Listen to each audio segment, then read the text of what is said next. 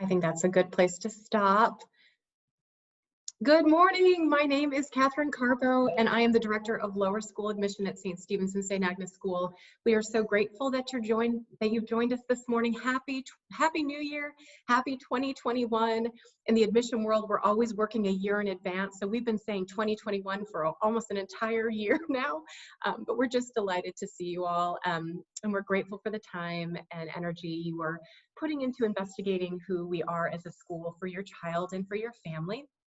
Today, we will be painting a picture of the lower school experience, and to help do this, we'll be sharing stories and images and the layers of support that we give our families as they navigate the elementary school experience with us. And with regard to the photos that you saw, some were taken prior to March, prior to physical distancing and wearing masks, but we also wanted you to see the photos and the images of children on campus learning together. I'm delighted to share that we have been on campus and we're doing all very well, and we're so proud of our students and our faculty and staff. I always like to take a moment to acknowledge that the admission process can seem a little overwhelming, particularly in January when you're just kind of starting and it seems like the deadline's around the corner. But today's a snapshot, and there will be time and opportunities to learn a little bit more about who we are. And our goal really is for you to find the right match for your family. Okay, so here's what we have in store for you today. This morning, we will start with a presentation from Jolene Spain-Thomas, who's our Director of Lower School. She will be highlighting the lower school curriculum and the community. And this afternoon at 1 o'clock, you'll have an opportunity to experience the lower school virtually. You'll also have the opportunity to hear from some of our specials teachers. Before I turn it over to Mrs. Spain-Thomas, I feel like I need to be very candid with you all. This is my dream job, and I love what I do. I get to see truly exceptional teaching. I get to be in such an uplifting and positive environment every day. And I get to work with really wonderful families who share our mission and our goals for their children. And I get to watch children grow up. I'm in my 13th year at St. Stephen's St. Agnes, and now I can see the children in our upper school who began their journey in the lower school. And it's such a beautiful gift to be able to be a part of their lives. And then, of course, I get to learn about what's important in life. And for those that aren't so sure, it's who lost a tooth, who got a new puppy, who has a new baby sister, and who made a new friend, and who perfected their cartwheel. The lower school truly is a very, very magical place. So it's now my pleasure to turn it over to Mrs. Spain-Thomas. She has a bachelor's in psychology and art history from Duke University and a master's in education from the Teachers College at Columbia University. Jolene joined our Saints community 4 years ago. She had been at the National Cathedral School, Beauvoir Elementary School prior to that for many years, for 16 years. Speaking from the I perspective, Jolene embodies everything that St. Stephen's and St. Agnes stands for. She is kind, she's thoughtful, she has an amazing sense of humor, she's a gifted educator, and is always keeping our school focused on what is the best interest of the child. Okay, so I'm going to turn it over and share my screen. Hello families, I'm Jolene Spain-Thomas, Lower School Director at St. Stephen's St. Agnes School. I am thrilled to join our dynamic admissions team and our talented and passionate faculty in welcoming you to get to know our lower school. I have been blessed that all school communities of which I have been a member are joyful, hopeful, and optimistic places, and that includes St. Stephen's and St. Agnes. Following in the steps of my mother, a decades-long preschool teacher, I became a kindergarten teacher. I formed strong convictions about the optimal characteristics of a classroom for 5- and 6-year-olds. I now know that those characteristics are wonderfully transferable to a wider elementary school, and I delight daily in their presence here.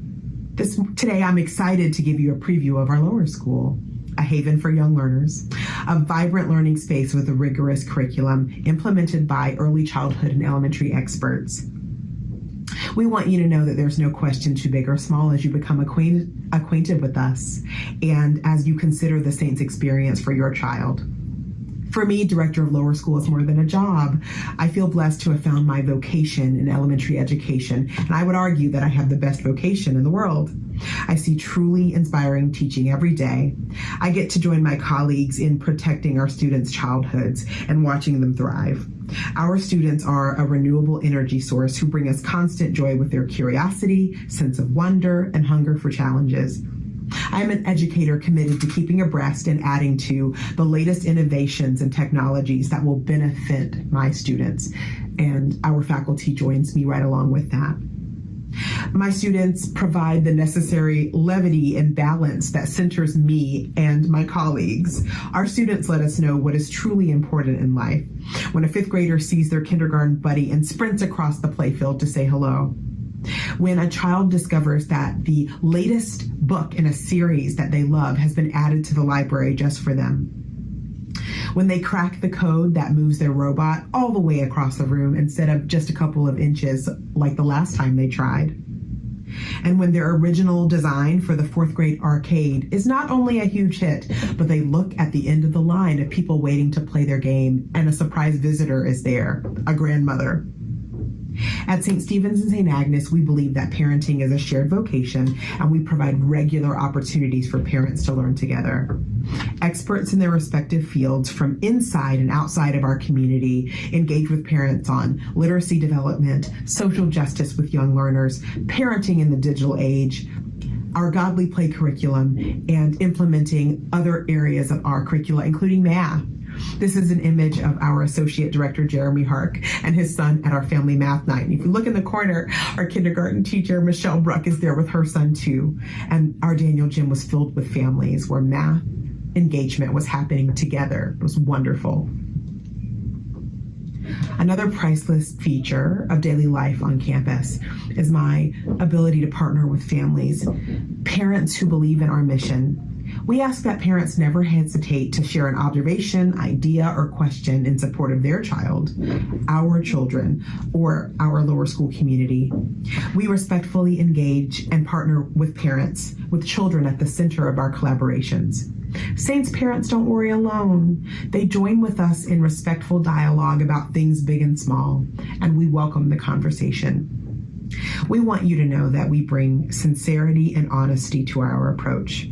We are committed to connecting with parents regularly with a thorough assessment of students' interests, strengths, and areas in which they are growing. Observations shared with parents represent our students' academic and social growth with accuracy and honesty.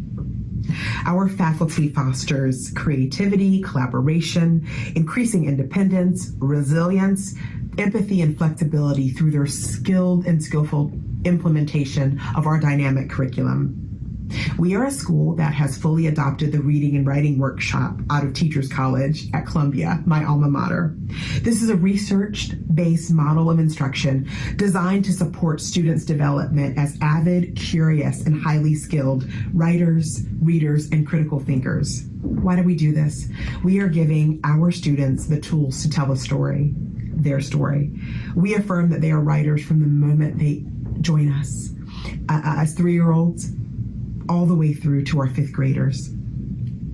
We are a school with thriving young mathematicians. I'm proud of our JK teachers who were not deterred by nationally renowned math programs that started at the kindergarten level. They developed a comprehensive math program for our youngest learners. I often see this type of innovation in program design amongst my faculty. Our teachers have used this program for our younger learners, and the teachers of our older students use Singapore Math or the Math in Focus program. The result is a scope and sequence that is uniquely designed just for St. Stephen's St. Agnes School. One where our students' capacity is bolstered with increasingly complex math topics. One where technology is leveraged creatively and responsively to support learning across our curricula. We hire teachers with advanced degrees in elementary education, early childhood education, curriculum and instruction, and specialty areas of instruction. Our art teachers are artists whose work is featured in galleries big and small. Our music teachers are conservatory trained and they write music with our children and for our children. Our science teachers are scientists. You see where I'm going with this? We were very proud when one of our lower school science teachers was recognized and awarded by VAIS, the Virginia Association of Independent Schools, for innovation in curricular design for the Student Toy Expo that she launched a few years ago. Our teachers delight in educating other teachers and learning from fellow teachers. As you get to know us, I hope you feel and see our commitment to outdoor education, and here are some images of our wonderful outdoor space. On our lower school campus, we have 2 age-distinct playgrounds where younger students and older students meet with appropriate physical challenge. That's really important to us as they develop their gross motor skills. We believe that students do their best work when they feel safe and when their classroom community and the outdoor spaces that we have provide central and vital areas of safety, like this student who has created a safe, cozy space to outline her math thinking. Our responsive classroom approach ensures that classroom community is authentically built in a nurturing learning environment where students are seen, known, nurtured, and noticed. At the beginning of the year, Hopes and Dreams conferences provide an opportunity for faculty to ask parents, what are your hopes and dreams for the year? What should we know about your child? And as our faculty gets to know children, they add to that dialogue, having seen and assessed the children, knowing what they would add to that list of growing edges.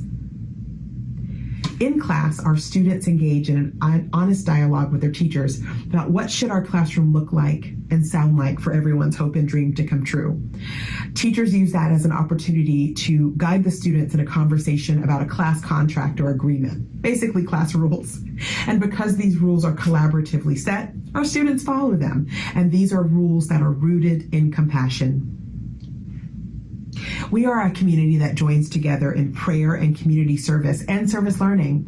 Each year we hold our annual Crenshaw Arcade and Daniel Gym. 4th graders read the book Crenshaw by Catherine Applegate. It's a wonderful book that connects students to topics of homelessness and food insecurity in a developmentally appropriate way. Each year our 4th graders use design thinking and engineering principles to create arcade games out of cardboard. Each year, members of the community bring food items, they donate them, and then they get a fun pass to play all the games. Last year's donation of food items ended in us collecting over 3,000 pounds for the food ministry of our partner organization, Alive Alexandria. We are a community that joins together in prayer for the vulnerable, the learner, the teacher, the family. Our weekly chapels are inclusive and draw fully upon the liturgical resources of the Episcopal Church. Our chapel services support our children in developing compassion for all. As an Episcopal school, we welcome all faiths. We have families that practice the Jewish, Muslim, Sikh, Buddhist, and Catholic faiths, and other faiths. All know that they are welcome and have a seat at the table here. When our chapels are held in person, 5th graders serve as acolytes, 2nd, 3rd, and 4th graders read scripture and read their classmates' prayers. 1st graders recite the school prayer. Junior kindergarten, and our early saints share musical offerings. Our students are proud to share their voices at chapel and beyond. Confidence in public speaking is a hallmark of a lower school graduate. And when our students speak, we not only hear them, we truly understand who they are becoming. Our approach to diversity, equity, and inclusion ensures that students delight in learning who else forms the community in which they learn and the world in which they live. Here's the roadmap to achieving all that I have described so far. We provide a caring, joyful, nurturing environment with small class sizes so teachers really get to know their students and their families. Our school offers more than that, however. We are a school that will grow with your child as their passions are affirmed and as their lens widens. We are a school large enough to ensure that your child will have ample choices in their learning, but also social and academic peers. We are proud of our strong academics, where students are stimulated, supported, and challenged exactly where they need it individually, and where they're inspired to learn and think deeply. Ours is a school where teaching is engaging and creative every day, and where students develop a love of learning. You'll hear about it at home. We are a community that instills confidence, not arrogance, in our students. The confidence to stand up in front of a group, to hear a classmate's point of view, to stand up for their own point of view, and to look others in the eye and greet them. This could be after chapel with a firm handshake and a hello, have a good day from a student to an adult. It's a tradition of ours. We remind our students that if they graduate from St. Stephen St. Agnes as 12th graders only as great students and artists and athletes, then we have not done our job. We have not succeeded. We want our students to engage with the wider world as kind, thoughtful, compassionate human beings. We work hard every day to model and live out our lower school character traits: respect, responsibility, honesty, and compassion, because for us, pursuing goodness is as important as pursuing knowledge. As children embark on their educational journeys starting at our lower school, we ensure that they are not just ready for the middle school or the upper school, but we're readying them for the world. Our students develop the skills and attitudes for lifelong learning, and we are so pleased to begin that here at the lower school. Thank you for getting to know us. We are just so pleased that you have shown an interest in St. Stephen St. Agnes School, and we want you to remember there's no question too big or small as you become acquainted with us. Thank you. Thanks, Jolene. And now we're actually going to hear from Brendan Reeby, who some of you will get to know. He is our Assistant Director of Admission. He works with families who are applying to the grades 1st through 5th. Brendan was a former 3rd grade teacher for many years, and then joined our admission team and actually the IT team. So he splits time between both departments, and we really wanted to highlight our lower school technology program. No time like the present have we needed to lean into technology, but we also know how important striking a balance is. And so he wanted to highlight a couple of opportunities that we have for our elementary school students. Enjoy.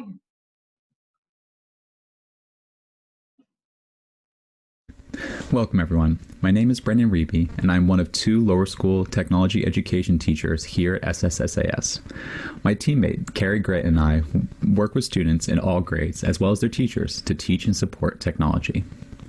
Here at SSSAS, we are blessed to have a wealth of resources at our disposal, including robots, computers, iPads, 3D printers, and virtual and augmented reality devices. These tools allow us to reach students of all ages and help them prepare for the technological world we all live in today. Our school is one-to-one with devices, with students in grades JK through 4 having a school-provided iPad, and 5th grade getting their own MacBooks. For the younger grades, in normal times, these devices live at school, while our 2nd through 5th graders often take their devices home to complete work and to support their learning. Some of the first technology lessons we start our youngest students on are robotics and coding. We begin with doing verbal Code the Student, where we teach learners about how a robot understands code as a series of given instructions. To demonstrate this, we have students listen to instructions that we give and then act them out. We then move them quickly onto some very basic physically coded robots. The robots that our JK and K students use are the Kibo Robots, and then we move them on to the Dash Puzzlets. The Kibo Robots, seen on the left here, are coded using wooden blocks, which the students order, then scan using a barcode scanner on the front of the robot. They then place the robot on the ground, and with the press the button on the top of the robot, it will act out the sequence of instructions that it was given. These robots are also modular, which allows us to swap wheels and other accessories like lights, movement, and sound detectors. This allows for extended use of these challenges to their Kibo robot coding, such as obstacle courses that students have to navigate their robots through. We also begin some LEGO robotics with our 3rd and 4th grade students, which helps build interest in our LEGO robotics team. Our 4th and 5th grade students have been competing in First LEGO League as part of an after-school club for the past 3 years. As one of the coaches of the program, I cannot speak highly enough about it. It is a fully student-driven program with faculty there to mentor and help guide student discussion. But the designing of the robots, how the challenges are solved, and their presentations are all created by the students. We have been fortunate enough to support 2 teams through this competition each year, and it sets students up for success in future endeavors, such as our high school robotics team, which actually made it to the World Championships last year. Robotics is only part of what we do here at SSSAS, though.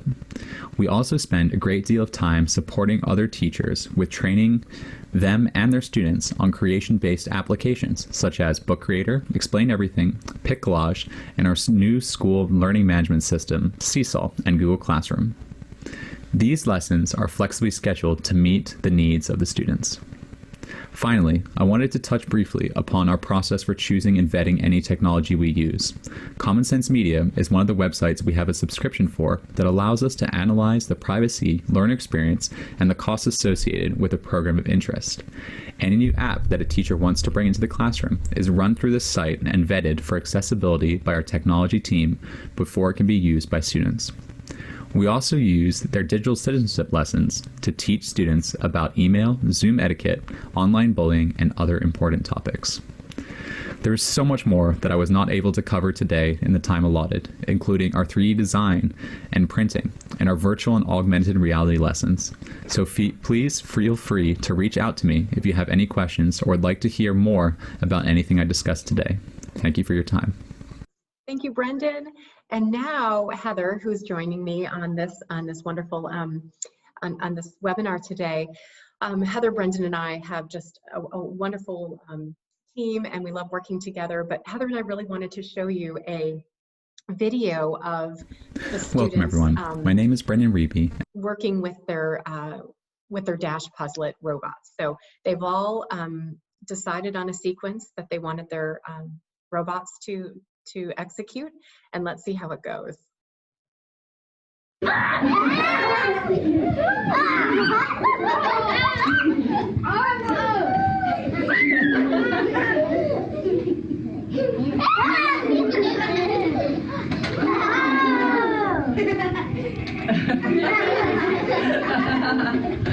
They did a great job. And then Brendan referenced some of our other applications, one of them, Explain Everything. And in this next video, you're actually going to listen to 2 children narrate a book. And this is a pre-literacy activity where they're trying to, the teacher will be able to listen to their narration of this book. They're not quite yet reading, but they're getting a sense and a gist from the photos and the illustrations. I hope you enjoy it.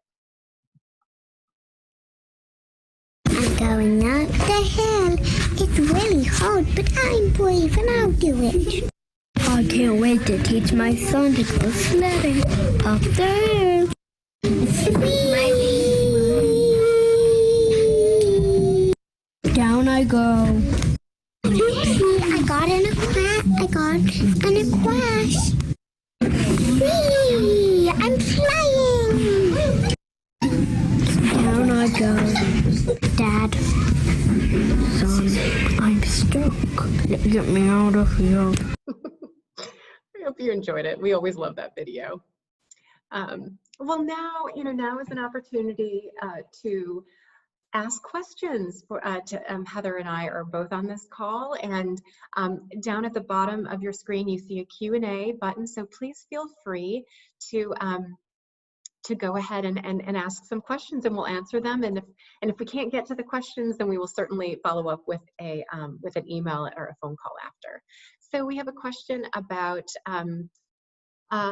our diversity in our lower school and the efforts that we take to ensure that the school population reflects the world, and we mean that very sincerely, that is at the forefront of much of our work to make sure that the student population reflects socioeconomic diversity, racial, religious, all elements, so children can really learn from one another. And as an Episcopal school, that is at the core of our work as well, to ensure that our students are interacting and learning from one another and each other's experiences. Everyone has a seat at the table at St. Stephen St. Agnes, and we are only as strong as the families and students that come to us. So I'm delighted to share. I can share more specifics about numbers and percentages, but we have felt particularly this year, if you go on our website, you can actually find out our action steps for racial justice. That's been very much at the core and forefront of much of our work this year as well. And of course, keeping children safe in a pandemic. But I'm delighted that we are all working together as a school community to ensure that children and parents and staff and faculty are making sure that they have access to resources in an age-appropriate way. So please check out our website at the bottom for work about our DEIB, diversity, equity work. Lots of questions coming in. Amazing. Okay, foreign languages in the lower school. Yes, in kindergarten we take Spanish. Actually, we start Spanish in junior kindergarten, and they'll take Spanish up until the end of 3rd grade. And then they have an opportunity to continue with Spanish, or they can choose French in 4th grade. And then middle school, we have French, Spanish, and Latin. We bring in Latin as an option. 8th grade, we bring in Mandarin as an option. And so the upper school, there's an opportunity to take either Mandarin, French, Spanish, or Latin. And some students who they really have a passion for a foreign language, well, really word language is not so much foreign language, for world language, they can oftentimes graduate having a concentration in 2 languages. And we have I guess it's what we call a signature program in the upper school. Okay, a great question about, oh, thank you so much. We wish, someone just wrote about the presentation, we wish we were together in person in Lloyd House and giving you bagels with salmon and coffee and just chatting, but this is the next best thing. So we're grateful that you found it helpful.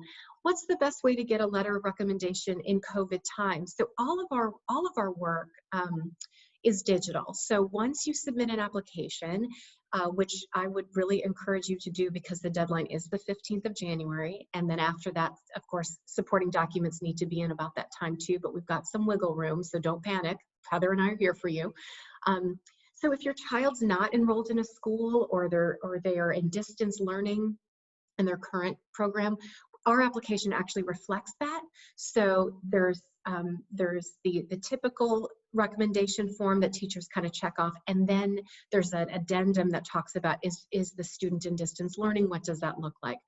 We always bring in students from many different programs. Some are daycares, some are small church preschools, and we know that this year, out of all the years, there's a lot of different experiences that children are coming in with. And please know our job is to meet children where they are and get them moving in the direction that they're ready to go.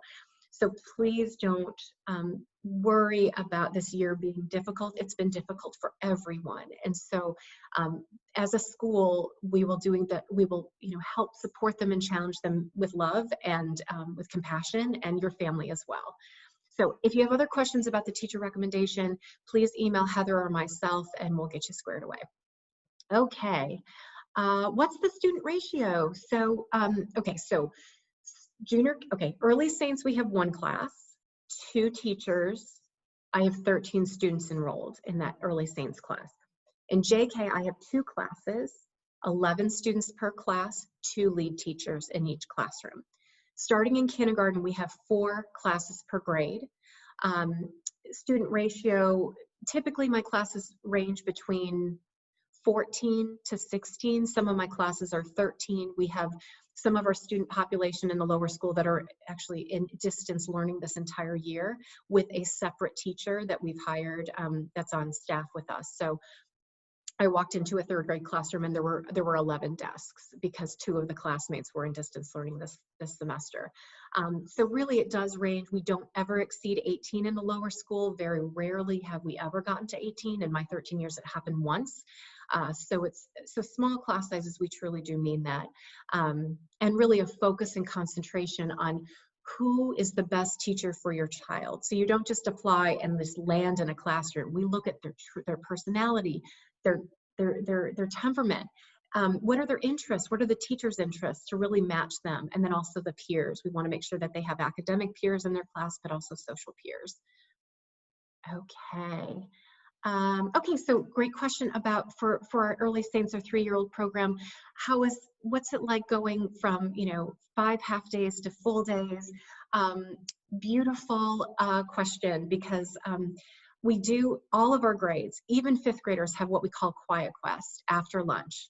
So for an early Saints classroom, they will rest. Many will fall asleep in their Quiet Quest. A 5th grade class will kind of dim the lights, get a break from speaking with one another, and just take a time to just take a breath.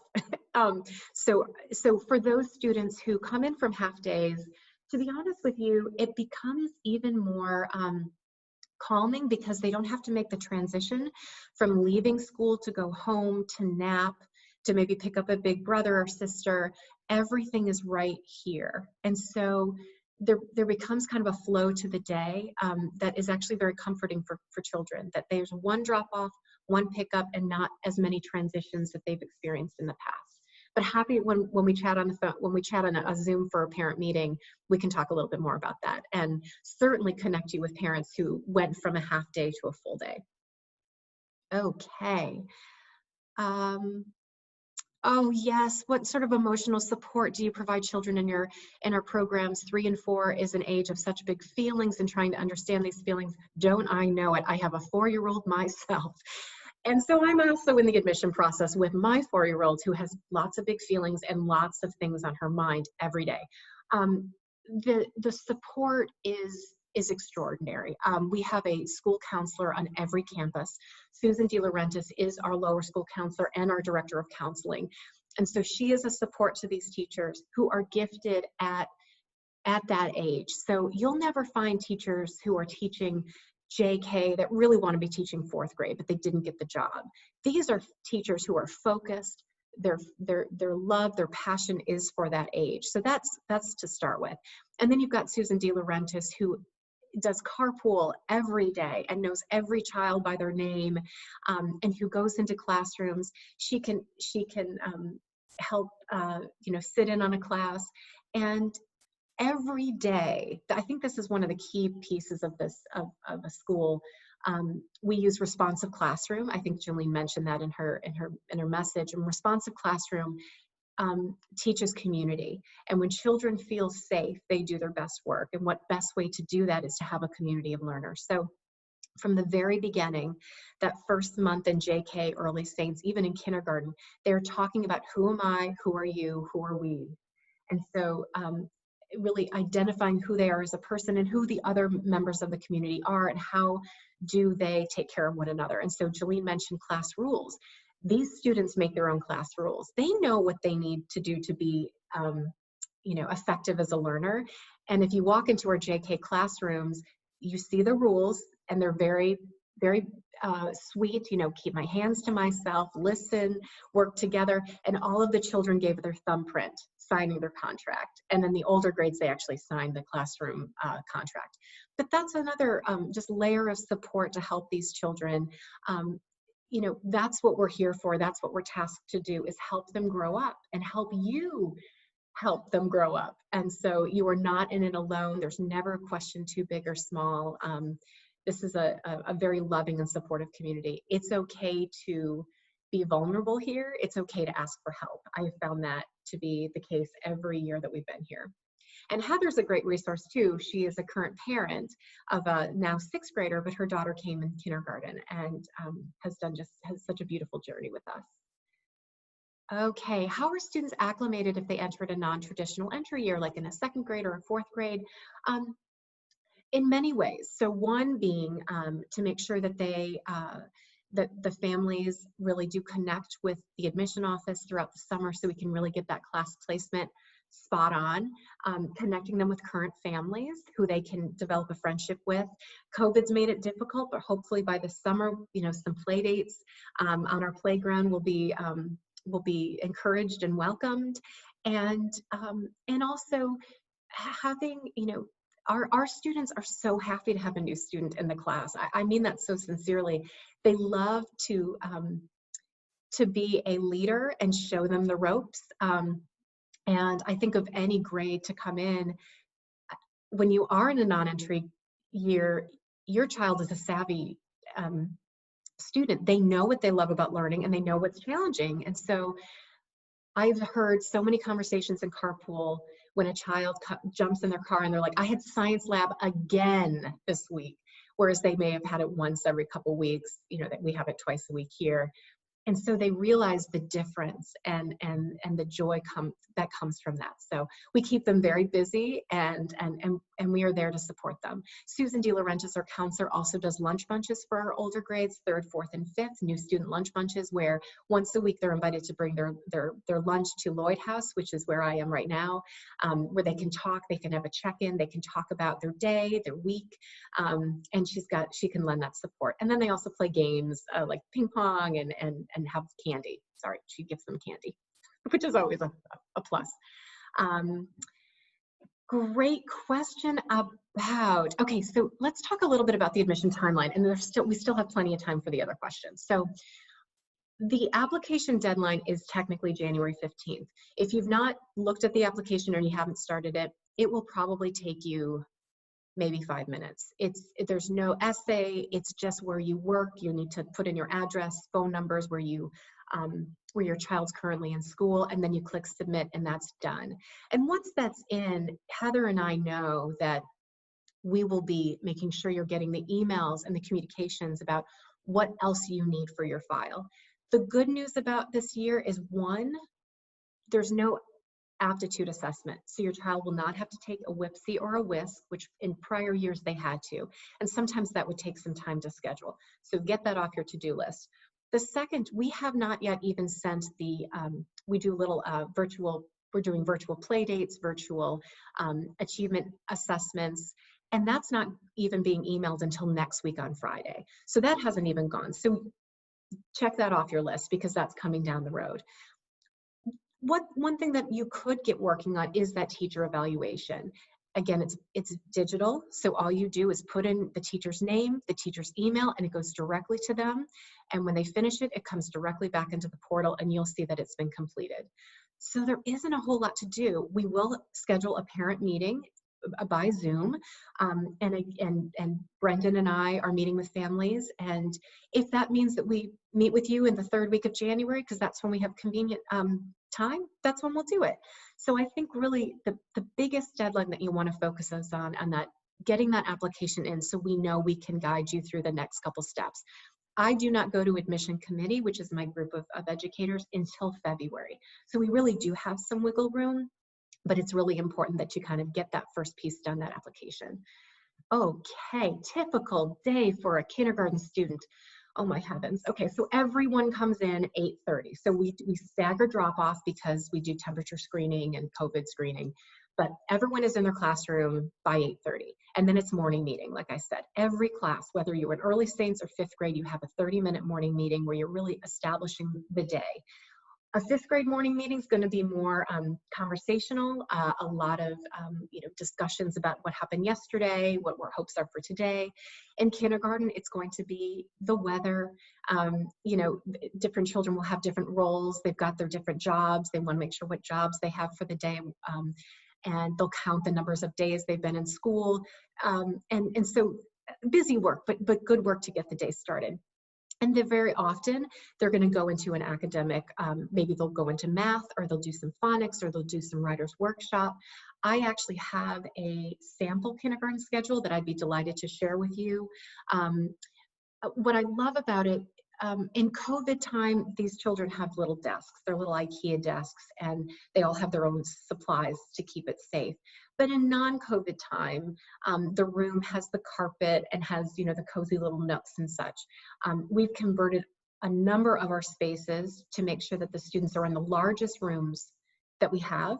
And then the other rooms that were a little bit smaller, we've converted into kind of flex spaces that have the kitchen area and the blocks and all the other knickknacks that they go in and play with when it's sort of choice time in their day. They are outside also at least twice a day. For the fall, really, they had specials outside. They were under tents, and it was fabulous.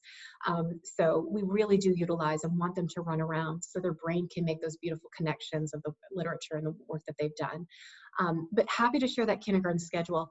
Afternoons, for the most part, would be specials classes. So specials classes mean Spanish, science, art, music, religion, library, PE.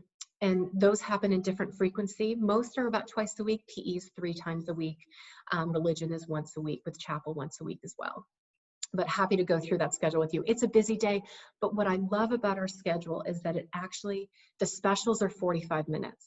So they have time to settle into the activity and then have time to depart from the activity and not rush. They're phonics lessons. They have a spotlight lesson where they get instruction from the teacher, and then immediately they break out into groups to work at their pace. Because like with our differentiated curriculum, we have some students that are working at a faster clip, and others that need a little bit of support with what they just learned. So that's the neat piece, is that there's real time, so for them to get that aha moment instead of feeling so boxed into a schedule. If a teacher needs more time with the concept, they can take more time. There's no rush to the finish. Okay, I'm going to keep going. Do we have teachers who have their children enrolled? Yes, and God willing, I will be one of them. Heather works here, and her child's enrolled. She came to us not working here, but then joined our team. Yes, faculty, it's a really beautiful situation in that everyone goes through the admission process to make sure that this is the best fit for their family and for their child. And then as a faculty member, there are just some wonderful gifts that, we are all working together. And I think when you realize that, Matt Gelhoff and Rebecca Gelhoff, who are our music teachers in the lower school, their 3 boys are here. And they had a wonderful journey themselves. And so I'm happy to talk a little bit more about that, but it's a very, very supportive place to work and have your child here. I have no hesitation on my end, and it's just comforting to know that, again, they have an admission process, so you really are ensuring that this is a good fit for them and the family. But then they have a beautiful experience here as well. Okay. Oh, great question. So sweet. Okay, so kindergarten. All right, so great question about kind of athletic activities. So PE is 3 times a week, I mentioned.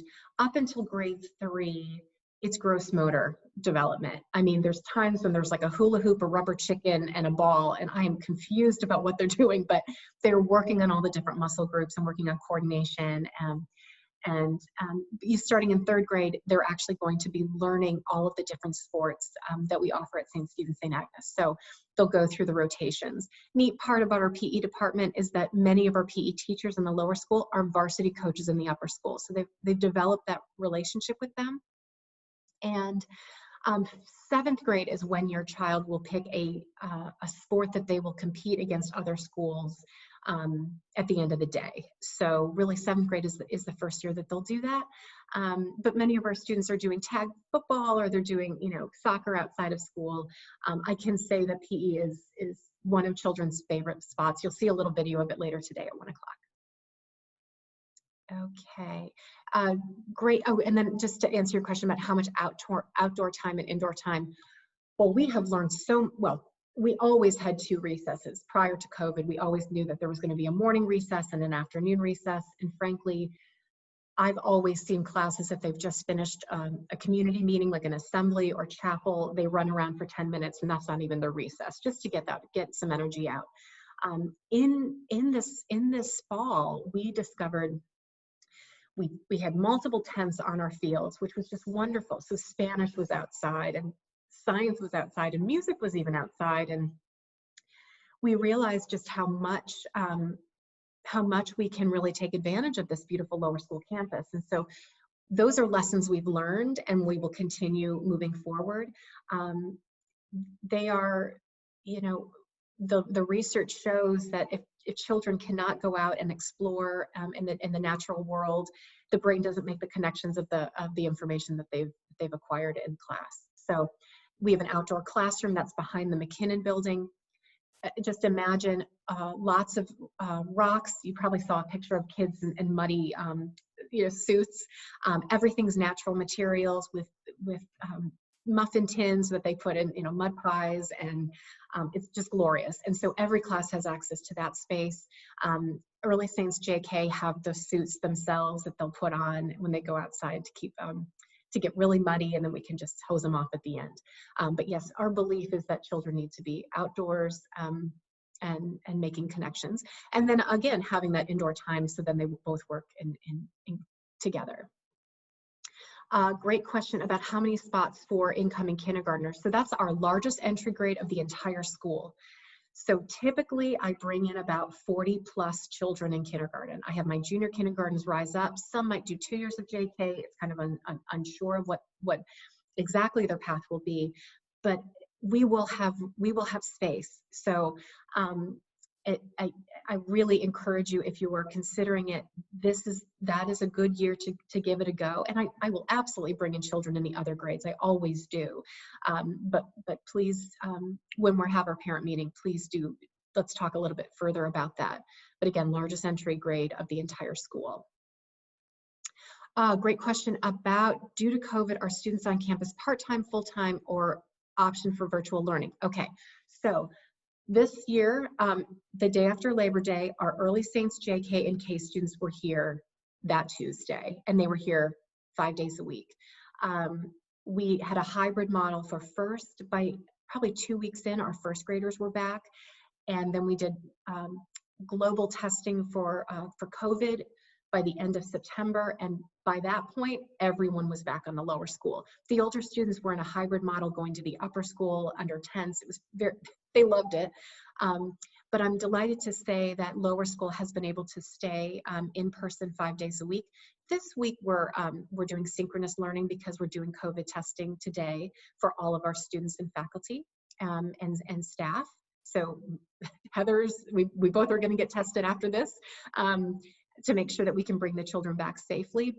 For those that might have an underlying health concern or a grandparent living at home, those students have been able to elect to be in distance learning this entire year. Or let's say they had to travel, or they couldn't come in, they could move into distance learning. And the best part is that we had staff just designated for distance learning. So if you have an elderly grandparent with you, living with you, you can be in distance learning this year, and that's been really wonderful. For a week like this, where we're trying to make sure that everyone is healthy, there's a combination of synchronous and asynchronous instruction. I'm happy to talk a little bit further about that, but it's a full day with PE and music and art and morning meeting, even when we are having to go distance learning for a day or two. But delighted that lower school has been so really taken care of, because we know how important they need to be in person for every reason. Okay, question about spaces for second, third, and fourth, and it really depends. So we just, this literally happened yesterday. We have a family. They have a second grader and a junior kindergartner enrolled, and they're a military family, and they're moving out of town. So immediately, unbeknownst to me, that's going to be 2 spaces that I'll have that I didn't have prior to yesterday. So we send our re-enrollments out at the end of January, and that's when we've already heard from some families they're not returning because they're moving out of the state, but then we'll hear about the other families who may be considering a transition. And with that knowledge, and with the knowledge of what our class sizes are, what we can go to, then we'll know exactly how many spaces we have. It just is so hard to say exactly at this point, but I absolutely guarantee we will be bringing in children in the non-entry years. We do every year, and even in COVID time, I'm confident we will. Okay, great question about. I'm trying to read as fast as possible. After COVID, I need reading glasses. I don't know about any of you, but I'm struggling with my eyesight. Okay. a very diverse student body. What is the diversity of the faculty? We do have African-American teachers and male teachers in our lower school, because that is important too. It's so amazing. So we have a music teacher who's male, Matt Gelhoff, which I may have referenced before. You'll get to see a video of him later today. And we actually, two of our fifth grade teachers are male. We want children to see themselves reflected in the faculty and staff as well. And so one of our focuses for our action steps for racial justice is, one, to ensure that we have faculty and staff that represent the world, and we are going to be a safe and welcoming home for those faculty and staff, and then also that our curriculum reflects our values as an Episcopal school, which is to love everyone as a child of God. So you'll see a number of resources on that website, but then also just our hiring, to make sure we're hiring and being a good, will be competitive as far as making sure that we're getting the top talent of our teachers. Okay, question about acceptance for so for pre-K, which I would assume you're, we call it JK, just junior kindergarten, pre-K. That's our 4s, our 4-year-old class and our young 5s. We have 2 classes there. My early saints, I've got about 11 that will rise into that. So I have a number of spots for that too. So it's hard to say acceptance rate. I think I know the gift that I have is to create these beautiful classes of curious learners. So I really don't want to discourage or say, you know, that it's an impossibility, because it's just not. Heather and I have been here too long. We know that our goal is to bring in amazing children and amazing families. So I don't share acceptance rate, because sometimes my JK applicant might be a kindergarten student, or my kindergarten student applicant might end up being best in JK. And so there is some sort of, there's shifting there that happens around February and early March. So a question kind of about how to really how do we support children, you know, who have who might have areas of growth that they need. We have an amazing lower school resource team. We have a gifted director of lower school math, and also 2 learning specialists who help with reading and writing support. You know, the most important thing is to make sure that you communicate with your admission director where your child has seen that they need challenge, but also where they need some support. So if that means that there has been some testing done, we want to make sure that we have all of our systems in place to help support them. So please be very open with us, and we will make sure. In some cases, I've actually had parents meet with our team of resource teachers to see if this is a setting where they will be successful. And that is really a nice kind of where to start, so they can kind of say, okay, this would be our plan, this would be our plan moving forward. And so then you feel like at least you've got support from day one. Question about, are we receiving a higher number of applications? You know, yes. I mean, the summer was very, very busy for me, because the likelihood of us being in person was just greater because of our lower, you know, smaller class size, and also just because this campus has so many buildings that we could shift. We shifted our 5th grade to an entirely new building, so it would make room for more room. We'd make room for more children and desks. And so while we are getting a lot of interest, I also know that I'm working with a number of families who have kind of always thought about perhaps St. Stephen St. Agnes or an independent school for their family, but this has kind of propelled them into a little bit earlier than they would have thought. So it is different. It will be different as far as kind of you know, space wise, but I have to say, you know, if we can make it work, we're going to make it work, because you know, there's nothing greater than bringing in new families and new children. They enrich our school. with whatever grade they come in. They truly do enrich our school community. So if we can make it happen, we're going to make it happen. These were wonderful questions. I wish we could, Heather, I mean, you know, this was a great group. This was an amazing group. I hope to see you all at 1 o'clock. Heather's going to lead the charge in that, and then we'll have, of course, another opportunity for question and answer.